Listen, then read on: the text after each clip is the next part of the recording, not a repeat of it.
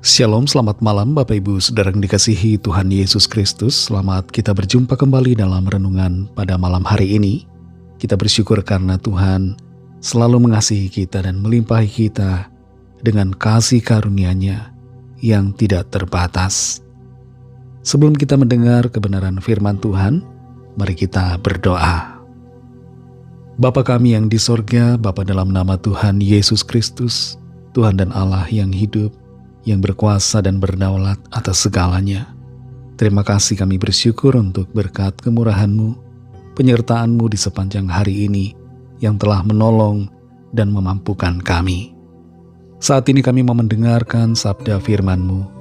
Urapilah kami supaya kami mengerti dan mentaati akan setiap kehendak-Mu. Dalam nama Tuhan Yesus kami berdoa. Haleluya. Amin. Saudara yang dikasih Tuhan, ayat firman Tuhan saat ini terdapat dalam surat Titus pasal yang ketiga, ayat 10-11.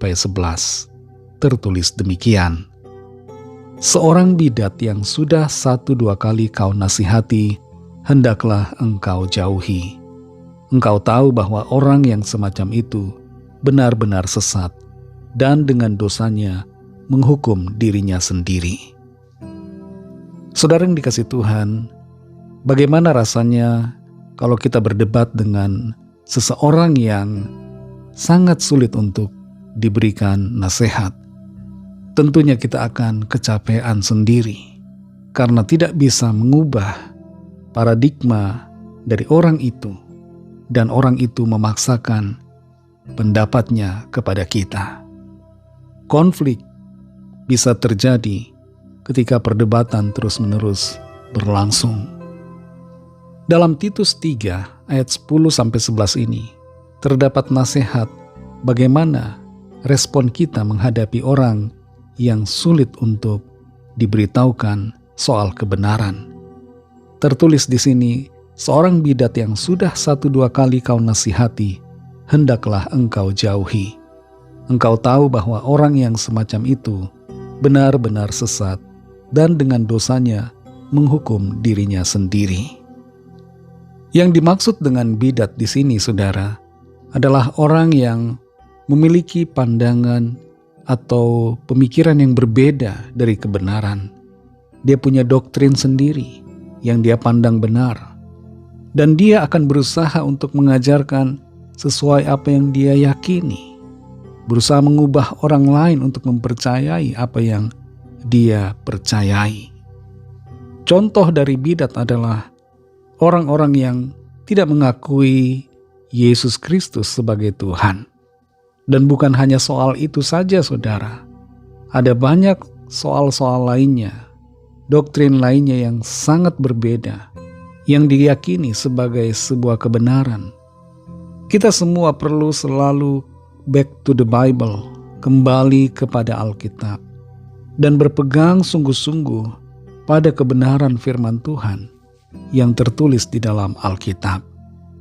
Seorang bidat, mengapa di sini dikatakan perlu untuk dijauhi kalau sudah 1-2 kali dinasehati? Mengapa, saudara? Karena tidak akan berefek kepada mereka, kepada bidat itu, apa yang menjadi nasihat kita.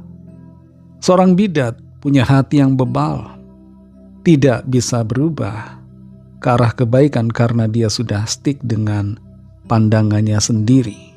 Dia tidak mau untuk dikoreksi, tidak mau untuk dikatakan sebagai pihak yang salah dalam keyakinannya. Nah, mengapa saudara kita perlu untuk menjauhi seorang bidat atau orang yang bebal, yang tidak bisa berubah oleh nasihat kita? Karena saudara, ada efek buruk dari perdebatan yang berlebihan. Pertama adalah kita membuang-buang waktu, juga membuang-buang energi, membuang tenaga, dan menimbulkan juga kelelahan secara emosional dan juga rohani. Spiritual kita menjadi terganggu oleh karena perdebatan-perdebatan yang tidak ada ujungnya sama sekali. Berdebat dengan orang yang bebal, yang tidak mau berubah, akan menguras kesabaran kita, bisa merusak kedamaian, dan kadang-kadang memicu amarah kita, melukai roh kita sendiri. Dan kalau kita terlalu fokus pada kesesatan orang lain, kita berusaha untuk berdebat dengan dia, ada resiko di mana pikiran dan hati kita teralihkan dari fokus yang utama, yaitu Tuhan Yesus Kristus, dan teralih dari fokus tugas amanat agung yang Tuhan berikan untuk kita menjangkau orang-orang lain. Saudara yang dikasihi Tuhan, jangan sampai kita terjerat dengan jebakan-jebakan yang membuat kita justru kelelahan secara rohani oleh karena perdebatan-perdebatan dengan orang-orang yang bebal. Serahkan mereka ke dalam tangan Tuhan melalui doa-doa kita. Yakin bahwa Tuhan akan bekerja melawat mereka, dan kalau mereka mau meresponi panggilan Tuhan, mereka pun akan diubahkan dan diselamatkan. Mari kita berdoa. Terima kasih Tuhan Yesus, kami bersyukur untuk firman-Mu yang sudah kami dengar, firman-Mu yang menolong kami untuk mengerti bagaimana kami harus bersikap menghadapi orang-orang yang sulit untuk diberitahukan soal kebenaran, orang-orang yang bebal, bidat-bidat yang tidak mau melepaskan keyakinan mereka yang salah.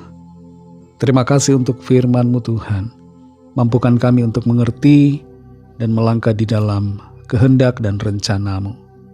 Berkatilah kami Tuhan di sepanjang malam hari ini dalam istirahat kami. Berikanlah kami tidur yang nyenyak dan bangunkan kembali besok pagi dengan kekuatan yang baru.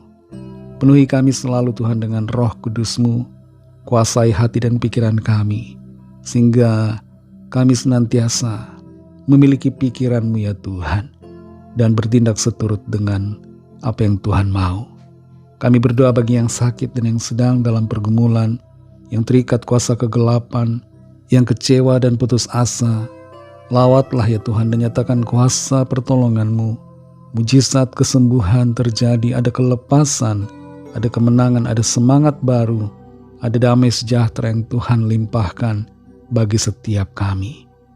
Ampuni kami Tuhan akan dosa dan kesalahan kami, seperti kami juga mengampuni orang yang bersalah kepada kami, dan pimpin kami menjadi sempurna seturut dengan kehendak-Mu. Dalam nama Tuhan Yesus Kristus kami sudah berdoa dan mengucap syukur. Haleluya. Terimalah berkat Tuhan. Tuhan memberkati engkau dan melindungi engkau. Tuhan menyinari engkau dengan wajah-Nya dan memberikan kasih karunia. Tuhan menghadapkan wajah-Nya kepadamu dan memberikan damai sejahtera.